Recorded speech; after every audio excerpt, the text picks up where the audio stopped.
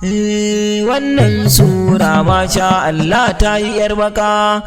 Asabe in har nai sa'ar aure ki a garin nan to na yi gamo daga tarban ba.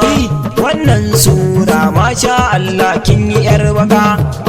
Asabe in har nai sa'ar auren ki a garin nan to na yi gamo daga tarban ba. Kiɗansa ya saurara har in karaso ni na zaune can ganin kishi ya taso ni damantin da zike nake ta tunani cikin ikon Allah sai kuma ga ki gani mu samu guri domin mi ta jika furanni kin san sai da zafi kan da ki garfe ba wai ba. Asabe yar baka ina layinki na haida dan karai mani wanga fari ni har kin sa jiki na zai fara bari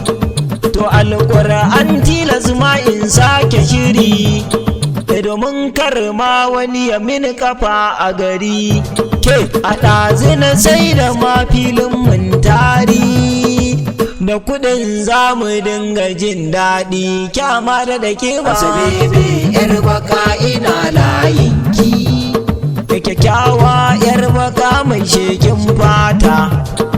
akan kini zan iya biɗar nama a kwata sannan ni akan ki zan iya na tauna gauta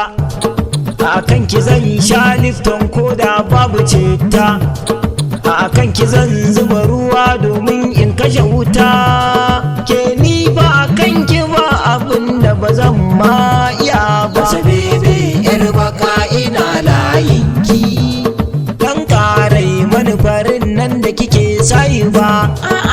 ayuni yar bakatawa yawwa ba ma sai kin yi magana ba dan ban so wani in ya wuce ya ji sautin ki ba zazzakar muryar ki ba araha take ba ni ma din sai mun yi aure ran laraba sannan zan so ki dinga mini magana ba kaɗan ba. Asabe yar baka ina layinki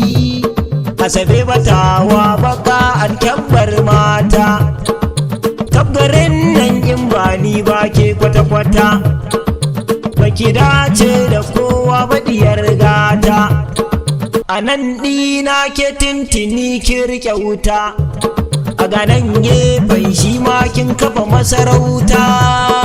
sai na ga shigar ki ma gida sannan na yi gaba. Asabe